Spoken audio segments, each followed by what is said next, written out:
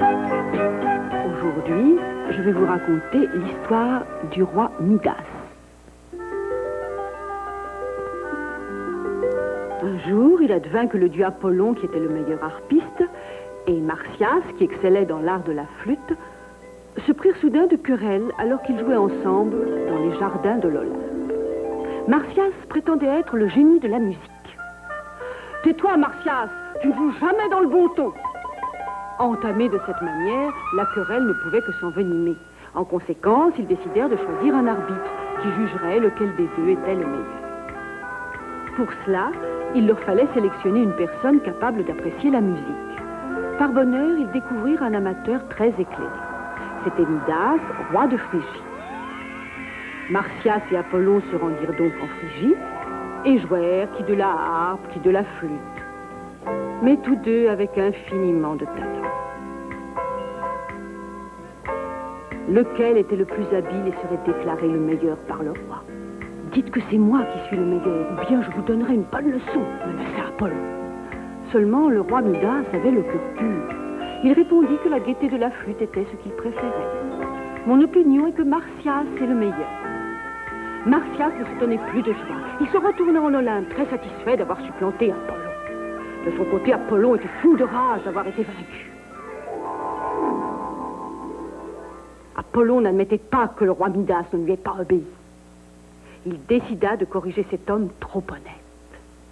Que les oreilles de Midas deviennent des oreilles d'âne, que ce soit sa punition.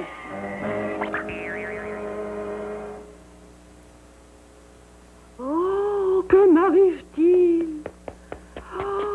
Oh non, c'est affreux. Ça, c'est la vengeance du dieu Apollon. Midas tenta de cacher ses affreuses oreilles sous sa couronne.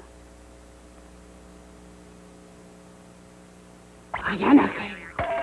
Le pauvre roi eut beau supplier, ses oreilles ne redevenaient pas normales. Le même jour, les édiles de la cité se présentèrent à la porte du palais. Le roi Midas aimait à s'entretenir avec ses conseillers.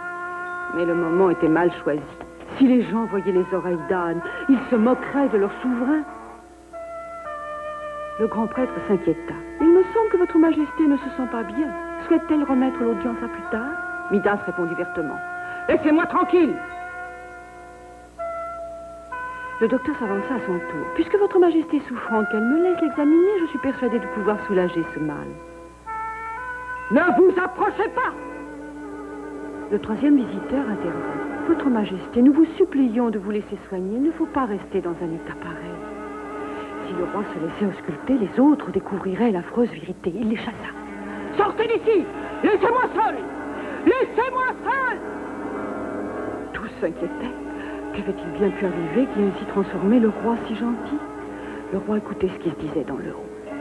Un jour arriverait où on découvrirait ses maudites oreilles. Alors le roi Midas trouva soudain une très bonne idée. Désormais, il porterait un casque. Lequel d'entre vous s'est permis de tenir des propos déplacés sur la personne du roi? C'est moi, votre majesté. Bien, monsieur, dans ce cas, vous serez jeté au fond d'un cachot. Quel affreux tyran était devenu ce souverain débonnaire. Depuis que le roi avait coiffé son casque, il le gardait pour dormir et même pour manger. Le souverain était devenu très soupçonneux. Quand les gens disaient un mot sur le roi, même un mot sans malice, le roi le faisait jeter en prison. Finalement, le roi retira sa confiance même au grand prêtre. Votre majesté est bien malade, qu'elle m'autorise à implorer les dieux de la soulager de son mal. Vous, en réalité, vous pensez que la mort me guette? Ne le niez pas, je le sens, je le devine. Et le roi Midas fit jeter le grand prêtre au cachot. Comme le roi Midas refusait depuis longtemps qu'on lui coupât les cheveux, sa coiffure tombait, lamentable, tel un voile privé de vent. Les ambassadeurs étrangers étaient suffoqués par la tenue négligée du roi. Se doutant que tout le peuple riait de lui, le roi perdit le sommeil définitivement. Enfin, il se dit que cela ne pouvait continuer ainsi. Sinon, le pays finirait par perdre confiance. Peut-être même par se révolter. Alors, il prit une grande décision. Il fit mander son barbier. Pour gagner le respect de ses sujets, il lui suffirait de se faire couper les cheveux et de continuer à porter le casque. Ainsi, nul ne s'apercevrait de rien.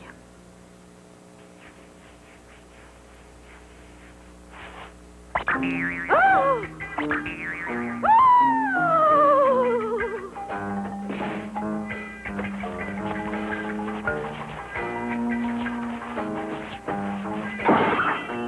Écoute attentivement, Barbier. Si tu as le malheur de parler de ce que tu as vu, d'en dire un seul mot, je jure de te trancher la tête avec le fil de mon épée.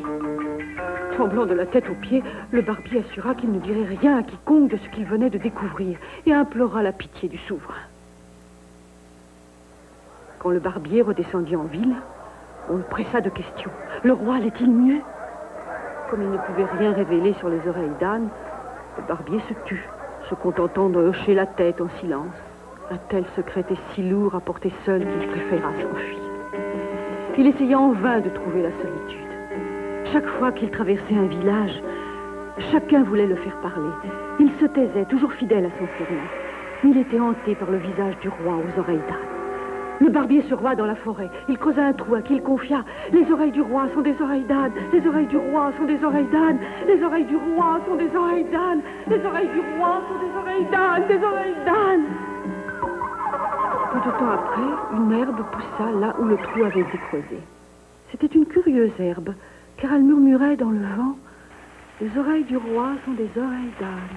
Le murmure passa de l'herbe aux feuilles, puis des feuilles aux branches. Les oreilles du roi sont des oreilles d'âne. À la fin, le plus grand arbre de la forêt clamait à son tour. Les oreilles du roi sont des oreilles d'âne, des oreilles d'âne. La nuit venue, le vent se leva, un vent très fort. Portée par le vent, la rumeur quitta la forêt, s'engouffra dans la ville. Elle finit par pénétrer dans le palais. Les oreilles du roi sont des oreilles d'âne. Les oreilles du roi sont des oreilles d'âne. Le roi Midas fut très surpris en entendant ce chœur qui lui semblait plus ample lorsqu'il regardait vers la forêt. Les oreilles du roi sont des oreilles d'âne, des oreilles d'âne. La vérité allait éclater avant peu, malgré les efforts du roi pour la cacher. Le roi, réalisant qu'il s'était trompé, prit une grande décision.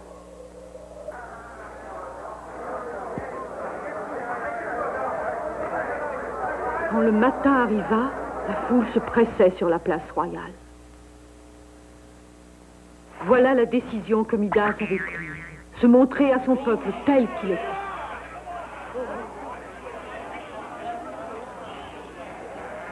Indigne du trône, car je suis trop vilain avec ces affreuses oreilles, je vous demande d'élire un nouveau roi qui soit plus regardable que moi. Soudain, la voix de Zeus descendit du ciel. Non, roi Midas, tu n'es pas indigne du trône. Le dieu des dieux apparaissait en personne aux yeux du peuple. Habitant de Phrygie, le roi Midas a été maudit par Apollon parce qu'il disait la vérité. Malgré toutes ses souffrances, il vient d'avoir le courage de tout vous révéler. En vérité, son cœur est noble. Midas, ta place est ici car tu es un bon roi et je te délivre de la malédiction d'Apollon.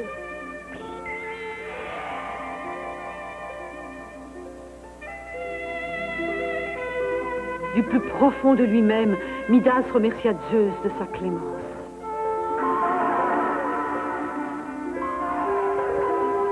Midas, tu es notre roi. Nous te prions d'amnistier tous ceux qui sont en prison et de rester notre roi aussi longtemps que les dieux le permettront.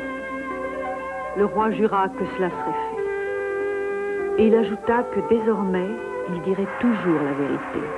Parce que la vérité est ce qu'il y a de plus beau au monde.